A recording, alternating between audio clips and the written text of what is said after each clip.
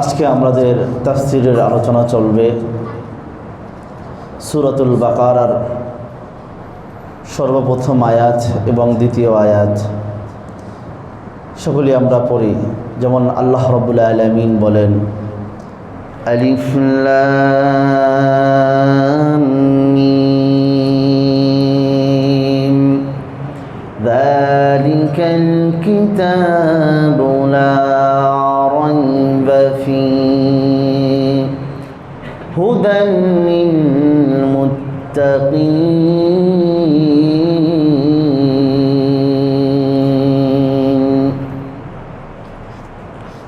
যে আয়াতের অর্থ, এটা ওই কিতাব যে কিতাবের মাঝে কোনো সন্দেহ নেই, কোনো সংশয় নেই, এটা মুত্তাকিদের জন্য পথ প্রদর্শক। তাহলে এই কোরআনুল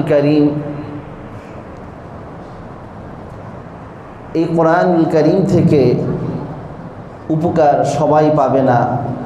যারা পরহেজগার মুত্তাকি, আল্লাহ সুবহানাহু ওয়া তাআলা সূরাতুল বাকারার শুরুতে এটাই বললেন যে যারা পরহেজগার মুত্তাকি এরাই শুধু এই কোরআনুল কারীম দ্বারা উপকৃত হতে পারবে।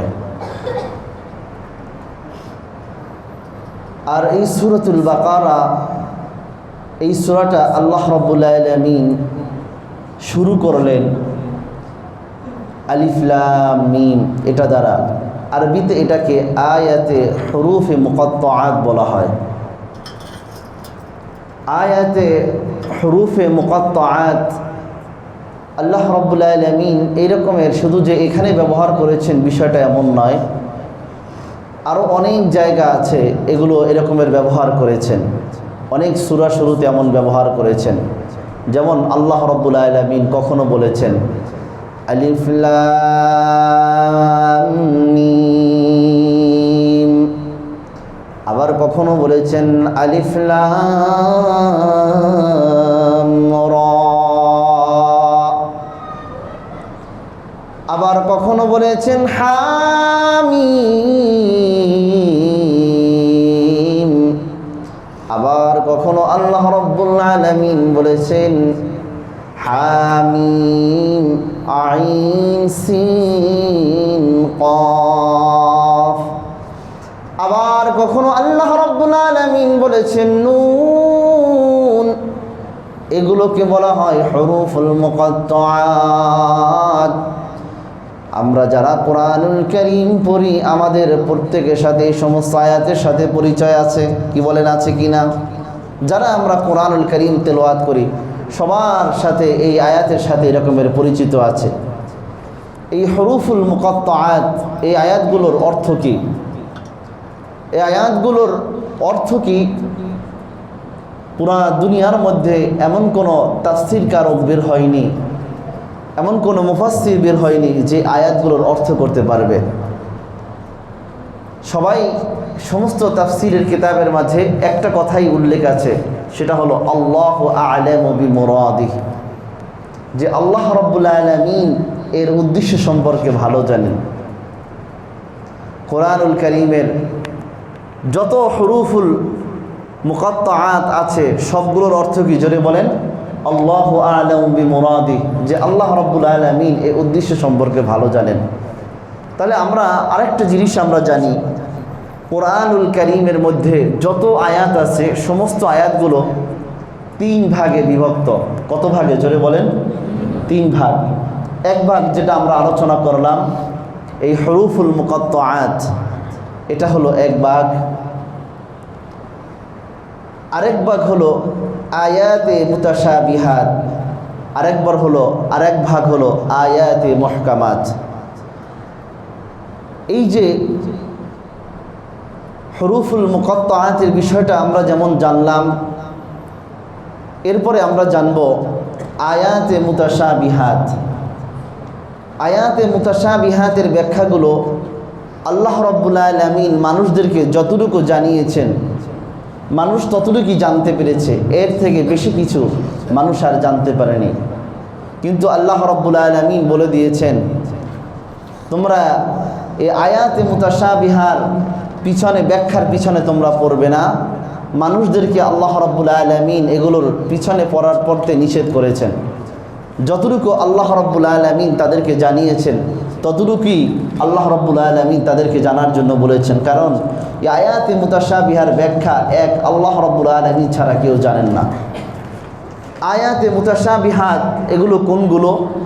যেমন আল্লাহ রাব্বুল আলামিন বলেছেন, হুয়াল্লাযী খালাকাস সামাওয়াতি ওয়াল আরদা ফি সিত্তাতি আইয়াম সুম্মা ইসতাওয়া আলাল আরশ।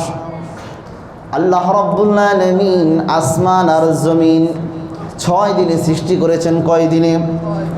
এরপরে আল্লাহ রাব্বুল আলামিন আরশে আজিমে ইস্তিওয়া হয়েছেন, সমাসীন হলেন। এখন প্রশ্ন হলো, আল্লাহ রাব্বুল আলামিন যদি আরশে আজিমে স্থান গ্রহণ করেন, তাহলে আরশে আজিম এগুলো বানানোর আগে আল্লাহ রাব্বুল আলামিন কোথায় ছিলেন? আল্লাহ রাব্বুল আলামিন বড়, এই পৃথিবী তিনি সৃষ্টি করেছেন। আল্লাহ রাব্বুল আলামিন সব থেকে বড়। আল্লাহ রাব্বুল আলামিন কাবীর।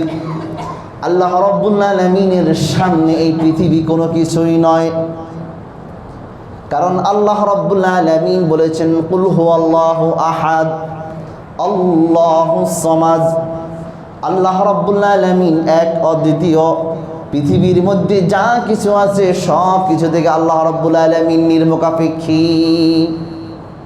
তাহলে আল্লাহ রাব্বুল আলামিন আরশে আজিমে সমাসীন হয়েছেন, আরশটা বানিয়েছেন। তাহলে বোঝা গেল যে আল্লাহ রাব্বুল আলামিন সমাসীন হলেন, এরপরে তাহলে আরশে আজিমের মুখাপেক্ষী আল্লাহ তাআলা হয়ে যান। কিন্তু আহলুস সুন্নাত ওয়াল জামাতের আকীদা হলো আল্লাহ রাব্বুল আলামিন এখানে আমাদেরকে যতটুকু জানিয়েছেন আমরা ততটুকুই জানব। বাকি আল্লাহ রাব্বুল আলামিন এই পৃথিবী সৃষ্টি করার পূর্বে যেখানে ছিলেন, যেভাবে ছিলেন, এই দুনিয়া সৃষ্টি করার পূর্বে, এই আরশ কুরসি সৃষ্টি করার পূর্বে যেভাবে আল্লাহ রাব্বুল আলামিন ছিলেন ওইভাবেই আল্লাহ রাব্বুল আলামিন আছেন। কথা বলেন ঠিক কিনা? কারণ এই পৃথিবী আল্লাহ রাব্বুল আলামিনের কাছে সামান্য। আল্লাহ রাব্বুল আলামিন কাবীর। আল্লাহ রাব্বুল আলামিন, যে আমরা অনেকে আছে চিন্তা করি যে আল্লাহ রাব্বুল আলামিন আমাদেরকে বানিয়েছেন। আল্লাহকে কে বানালো? আল্লাহ তাআলা কিভাবে সৃষ্টি হয়েছেন? আল্লাহ রাব্বুল আলামিন বললেন, তোমরা আমাকে নিয়ে এই চিন্তা তোমরা করো না, বরং আমি তোমাদেরকে যতটুকু জানিয়েছি ততটুকুই তোমরা জানো।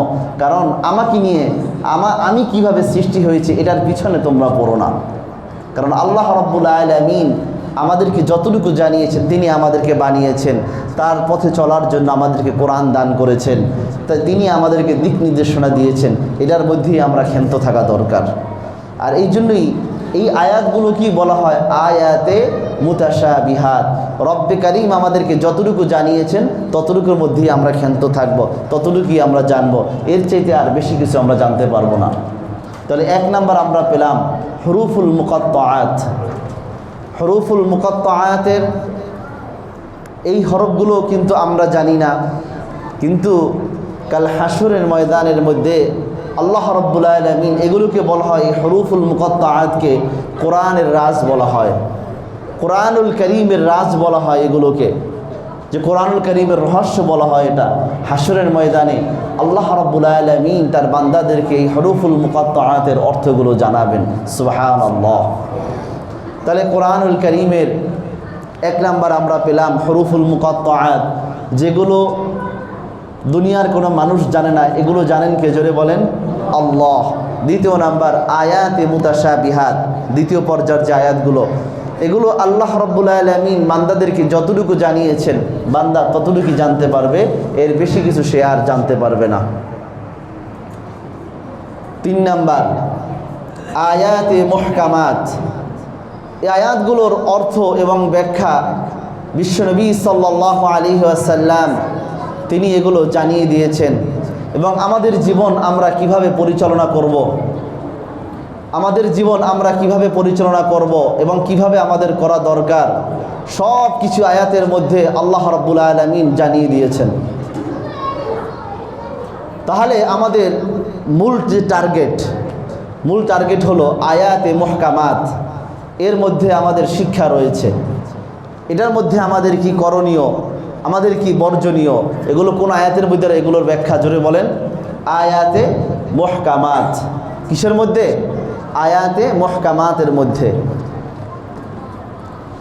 এখন আমাদের অনেকের মনে প্রশ্ন আসতে পারে যে আয়াতগুলোর অর্থ আল্লাহ রাব্বুল আলামিন জানেন, পৃথিবীর মানুষকে আল্লাহ রাব্বুল আলামিন জানান নাই, যেমন হরুফুল মুকাত্তাআত।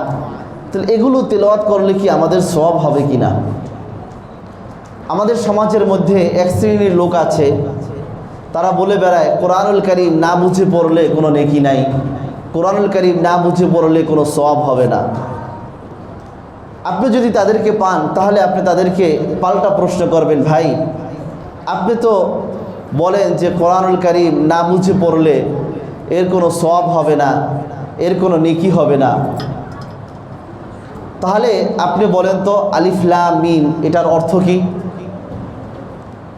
এবং এটা পড়লে কোনো নেকি হবে কি না? তখন সে অবশ্যই বলবে যে অবশ্যই এটা নেকি হবে, আলিফ লাম মিম এটা পড়লে তো অবশ্যই নেকি হবে।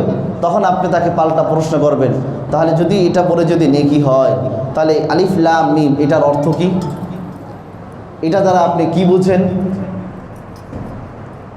তখন সে বলবে আলিফ লাম মিম আল্লাহু আ'লামু বিমুরাদি, এর উদ্দেশ্য সম্পর্কে তো আল্লাহ রাব্বুল আলামিন ভালো জানেন। তখন আপনি বলবেন যে আপনি এর অর্থ জানলেন না, এরপরে আপনার নেকি হলো, আর আমি আলহামদুলিল্লাহ রাব্বিল আলামিন পড়লাম আর এটার অর্থ জানি না বিধায় কি আমার নেকি হবে না? সুতরাং কোরআনুল কারীম বুঝে পড়ুক আর না বুঝে পড়ুক এটা তার নেকি হবে। কথা বলেন ঠিক কিনা? কেমন নেকি হবে? তিরমিজি শরীফের 2910 নম্বর হাদিস, আল্লাহর নবী সাল্লাল্লাহু আলাইহি ওয়াসাল্লাম বলেন, قال رسول الله صلى الله عليه وسلم, আল্লাহ রাসূল সাল্লাল্লাহু আলাইহি ওয়াসাল্লাম বলেন, মান ক্বারা হারফান মিন কিতাবিল্লাহ,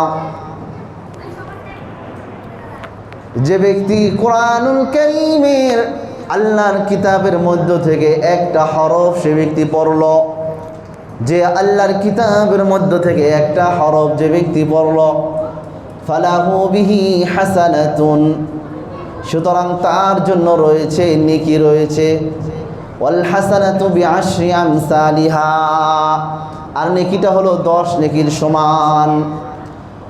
আল্লাহর নবী বলেন, লা আকুলু আলিফ লাম মিম, আমি এ কথা বলি না আলিফ লাম মিম শুধু একটা হরফ, বাল আলিফ হরফুন, আলিফ হলো একটা হরফ, ওয়া লামুন হরফুন, লাম হলো একটা হরফ, ওয়া মিমুন হরফুন, মিম হলো একটা হরফ। তাহলে এক একটা অক্ষরে যদি আপনার 10 নেকি করে হয়, তাহলে এখানে 3টা অক্ষর কত নেকি জোরে বলেন? 30 নেকি। কত নেকি? 30 নেকি। তাহলে নবীজির এই হাদিস দ্বারা আমরা বুঝতে পারলাম কোরআনুল কারীম না বুঝে পড়লো নেকি হয়। কোরআনুল কারীম না বুঝেও যদি কোনো বান্দা পড়ে তাহলে তার নেকি হবে, তবে বোঝার জন্য চেষ্টা করতে হবে। একজন মানুষ কোরআনুল কারীম বুঝে বুঝে পড়ে আর একজন কোরআনুল কারীম বুঝে বুঝে পড়ে না, দুইজনের নেকি কিন্তু কশিনকালেও সমান না। কথা বলেন ঠিক কিনা? দুইজনের নেকি কশিনকালেও এটা সমান হবে না। তাহলে আমরা যদি কোরআনুল কারীম বুঝে পড়ি অথবা না বুঝে পড়ি, উভয় অবস্থাতেই আল্লাহ রাব্বুল আলামিন আমাদেরকে নেকি দান করবেন। কথা বলেন ঠিক কিনা? তাহলে আমরা আমাদের মূল যে বিষয়টা ছিল যে পবিত্র কোরআনুল কারীমকে আল্লাহ রাব্বুল আলামিন কয় ভাগে ভাগ করেছেন জোরে বলেন? 3 ভাগে ভাগ করেছেন। 1 নাম্বার হরুফে মুকাত্তাআত, যেটার অর্থ এক আল্লাহ রাব্বুল আলামিন ছাড়া আর কেউ জানেন না। তবে আর কোনো এক বর্ণনায় আছে যে এটার অর্থটা আল্লাহ এবং আল্লাহর নবী সাল্লাল্লাহু আলাইহি ওয়াসাল্লাম জানতেন, আর এটাই ছিল যে আল্লাহ এবং আল্লাহর হাবিব নবী সাল্লাল্লাহু আলাইহি ওয়াসাল্লামের সম্পর্ক, যে এমন কিছু জিনিস যেটা আল্লাহর নবী আর আল্লাহ রাব্বুল আলামিন জানবেন, দুনিয়ার কোনো মানুষ, আসমানের কোনো ফেরেশতা এটা জানবে না। সুবহানাল্লাহ। যেটার সম্পর্কটা একমাত্র আল্লাহ এবং আল্লাহর নবীর সাথে সম্পর্কিত ছিল। দ্বিতীয় নাম্বার আয়াতে মুতাশাবিহাত, এটা বান্দাদেরকে আল্লাহ রাব্বুল আলামিন যতটুকু জানিয়েছেন ততটুকু তারা জানতে পারবে। তৃতীয় নাম্বার হলো আয়াতে মুহকামাত, এটা আল্লাহ রাব্বুল আলামিন বান্দাদেরকে এগুলোর উপরে আমল করার জন্য বলেছেন, এগুলো নিয়ে গবেষণা করার জন্য বলেছেন। কোনগুলো যে আমি মানব আর কোনগুলো মানব না এটা আমার কথা নয়, বরং কোরআনুল কারীমের সূরা আলে ইমরানের ৭ নম্বর আয়াত, এই আয়াতের মধ্যে আল্লাহ রাব্বুল আলামিন বলেন, হুয়াল্লাযী আনজালা আলাইকাল কিতাবা মিনহু আয়াতিন মুহকামাত হুন্না উম্মুল কিতাবি ওয়া উখারা মুতাশাবিহাত فأما الذين في قلوبهم زيغ فيتبعون ما تشابه منه ابتغاء الفتنة وابتغاء تأويله وما يعلم تأويله إلا الله والراسخون في العلم يقولون آمنا به كل من عند ربنا وما يذكر إلا أولو الألباب।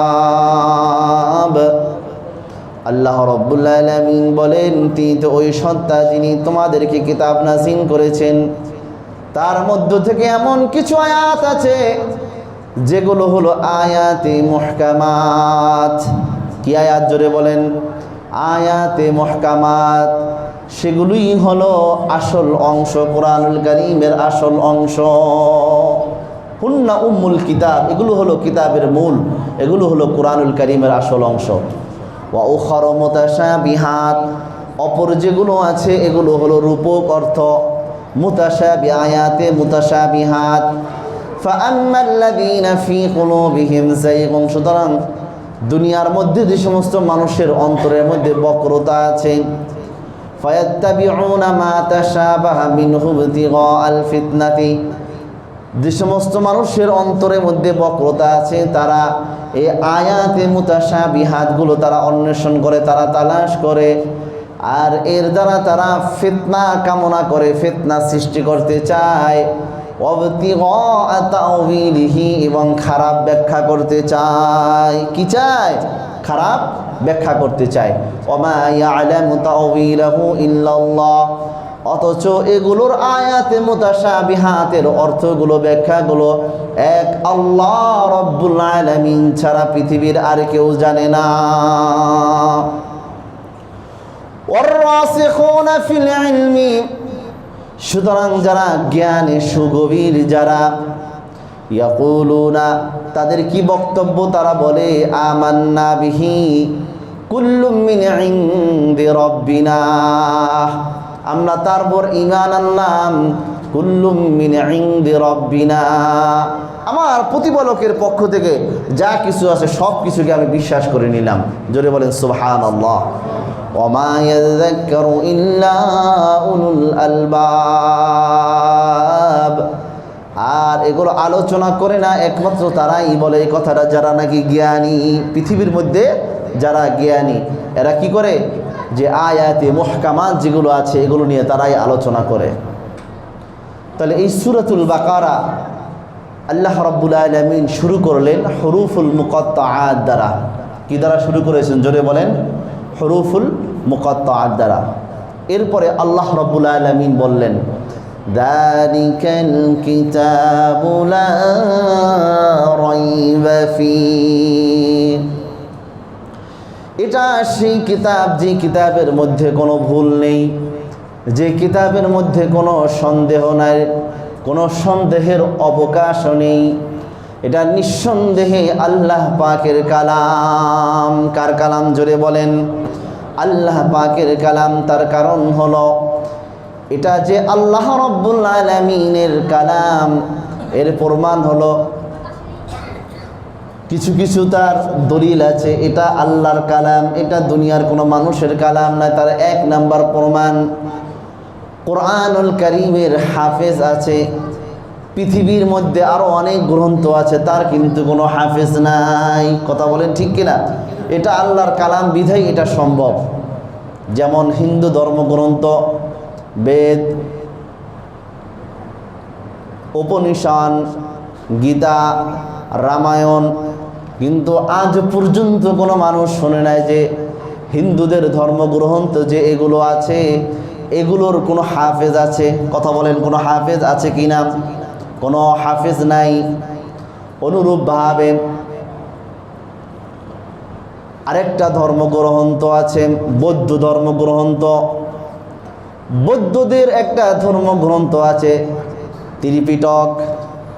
আজও পর্যন্ত কোনো মানুষ শোনে নাই যে ত্রিপিটকের একজন হাফেজ আছে।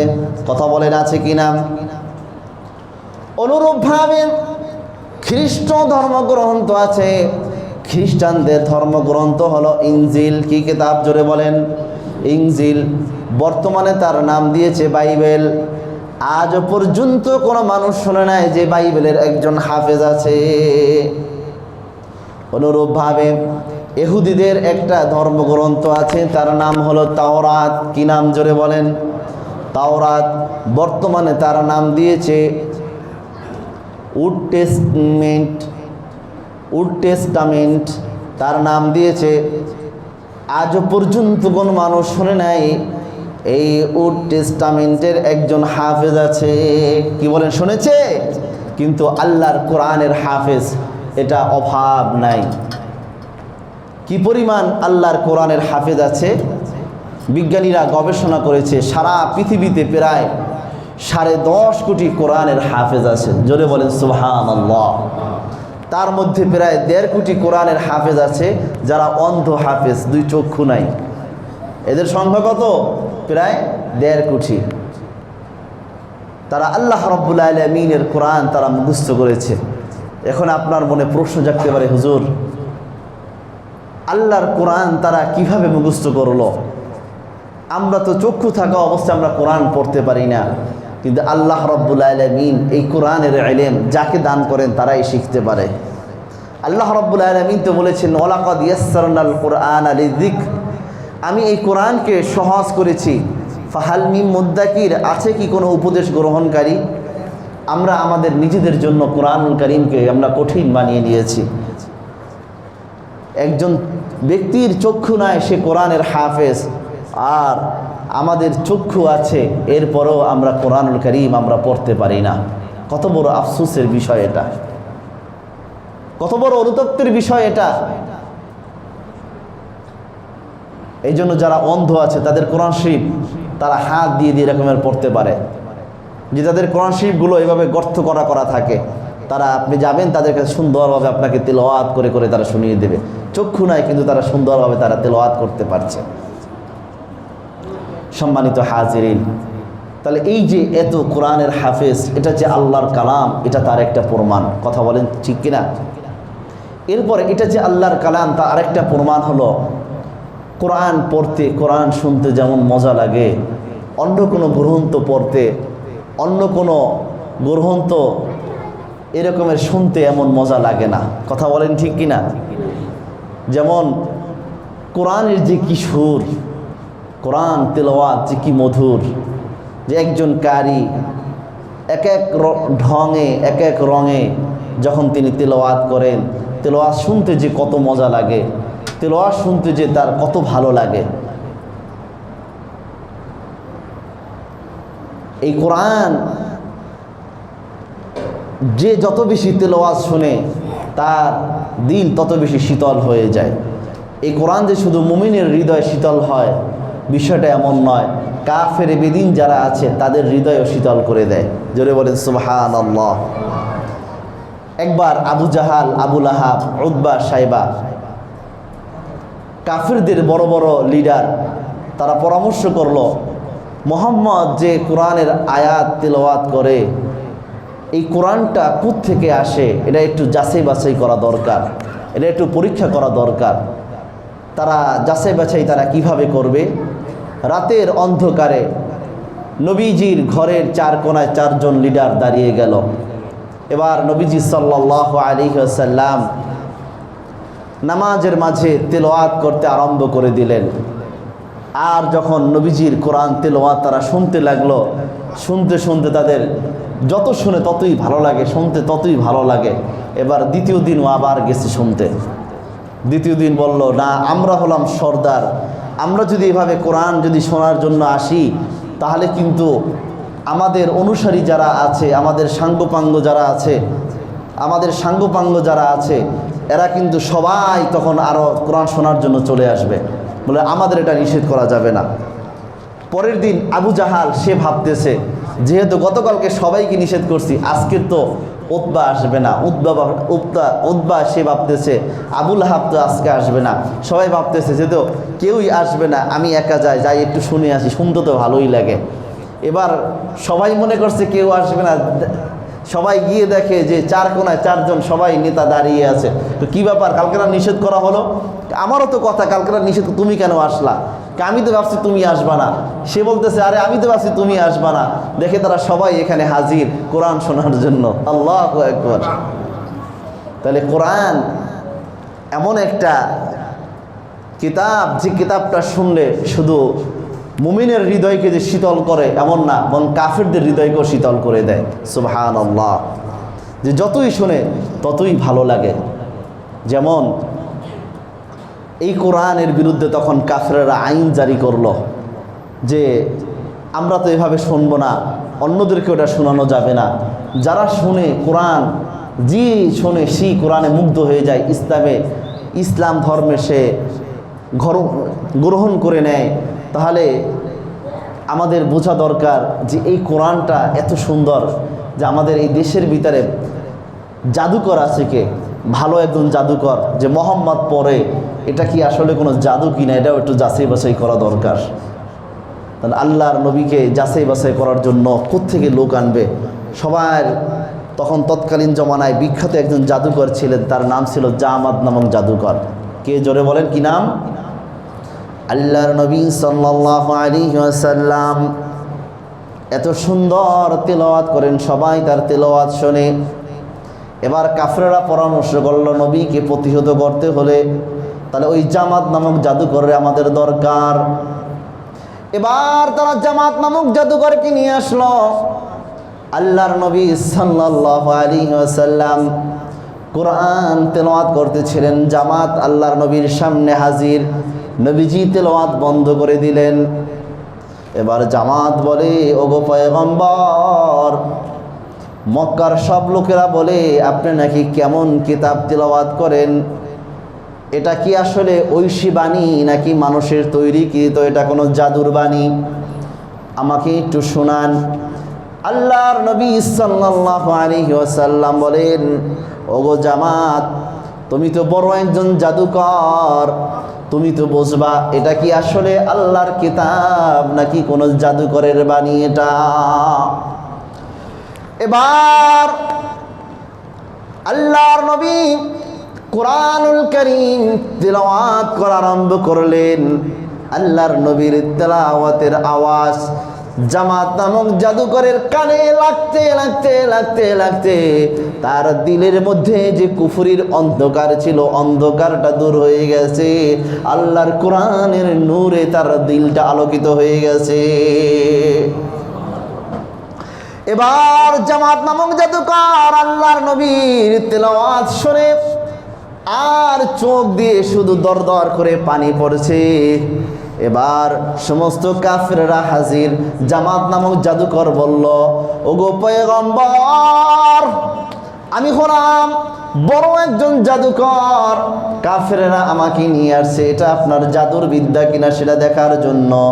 আমি জীবনে বহুত জাদুর মন্ত্র পড়েছি, আমি জাদুর একজন বড় অভিজ্ঞ ব্যক্তি, কিন্তু আল্লাহর এই কালাম এত সুন্দর কালাম, এত মধুর কালাম, এটা কোনো মানুষের তৈরিকৃত বাণী হতে পারে না, এটা স্বয়ং ঐশী আল্লাহর বাণী, এতে কোনো সন্দেহ নাই। সুবহানাল্লাহ। তিনি বললেন, ওগো পয়গম্বর, আপনার এই কালাম যে আল্লাহ রাব্বুল আলামিনের পক্ষ থেকে নাজিল হয়েছে, ওই আল্লাহ রাব্বুল আলামিনের দ্বীনের মধ্যে আমাকেও শামিল করে দেন।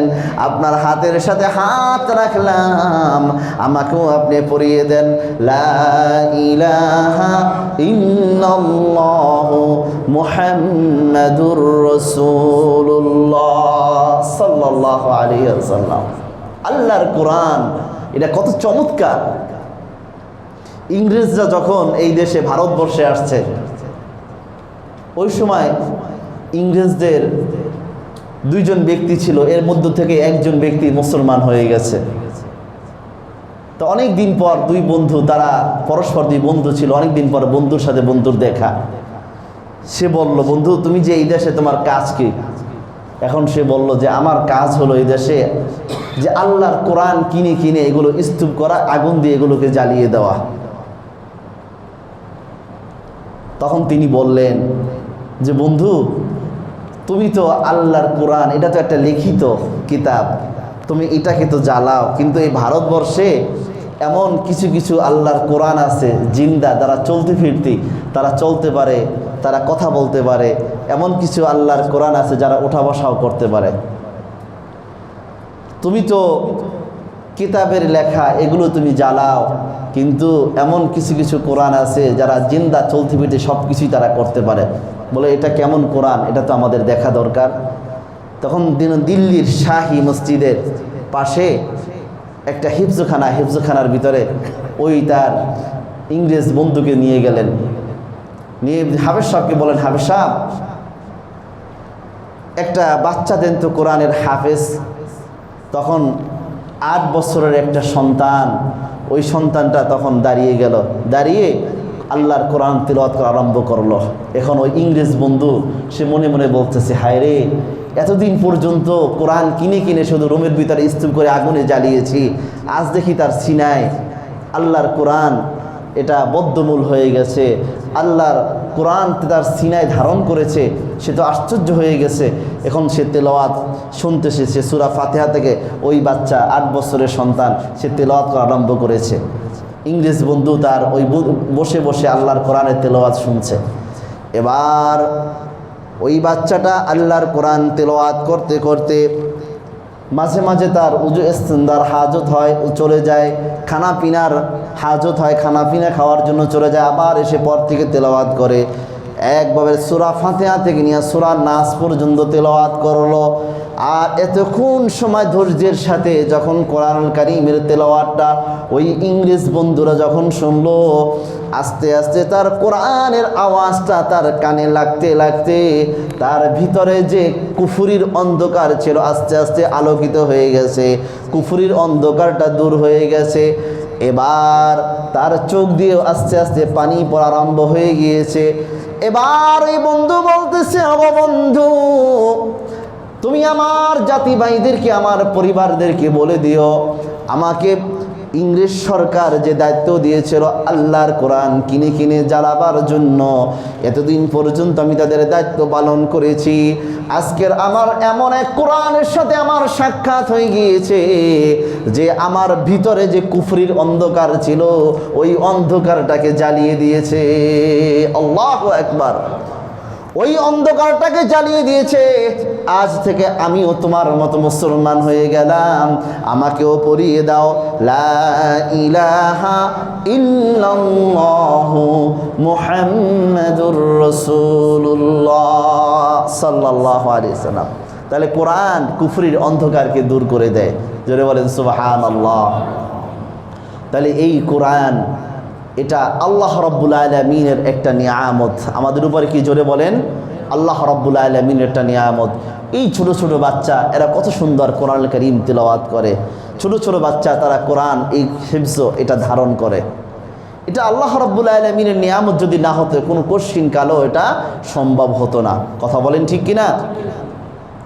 তাহলে কোরআনুল কারীম এটা শুনতে যেমন মজা লাগে, পড়তেও তেমন মজা লাগে। কথা বলেন ঠিক কিনা? এটা দুনিয়ার অন্য কোনো ধর্মীয় গ্রন্থের বেলায় এটা হয় না। 3 নাম্বার, কোরআন যেটা আল্লাহর কালাম তার প্রমাণ হলো কোরআনের চ্যালেঞ্জের সামনে সকলে মাথা নত করে দিয়েছে। যেমন কাফেরেরা চেষ্টা করলো, মুহাম্মদ সে যে সুন্দরভাবে কোরআনুল কারীম পড়ে মানুষকে শোনায়, আমরাও তো শুনি মাঝে মাঝে, আমাদের কাছেও ভালো লাগে, মানুষের কাছেও ভালো লাগে। আমরা এটার মোকাবেলা করতে হলে, এটাকে প্রতিহত করতে হলে এই কোরআনের মতো একটা কোরআন আমাদের লেখা দরকার। তাহলে কি করা যায়? তারা পরামর্শ করলো। তারা আরবের মধ্যে চেষ্টা করে দেখলো, তারা গবেষণা করে দেখলো সবথেকে বড় সাহিত্যিক কে আছে, সবথেকে বড় কবি কে আছে। তারা সবথেকে বড় কবি, সবথেকে বড় সাহিত্যিক তাকে তারা বের করলো। তার নাম হলো ইবনে মুকান্নাহ। কি নাম? জোরে বলেন। ইবনে মুকান্নাহ। সে ছিল তৎকালীন জমানার সবথেকে বড় সাহিত্যিক, সবথেকে বড় কবি। তখন ইবনে মুকান্নাকে তারা দায়িত্ব দিল, বলল যে মুহাম্মদ যে সুন্দর কোরআন তেলাওয়াত করে, যে সুন্দর কোরআন পড়ে, তোমাকে আমরা দায়িত্ব দিলাম, তুমিও এরকমের একটা সুন্দর কোরআন আমাদেরকে লিখে দাও। তোমার যা কিছু সরঞ্জামের প্রয়োজন সব আমরা তোমাকে ব্যবস্থা করে দিচ্ছি। বলে আচ্ছা ঠিক আছে।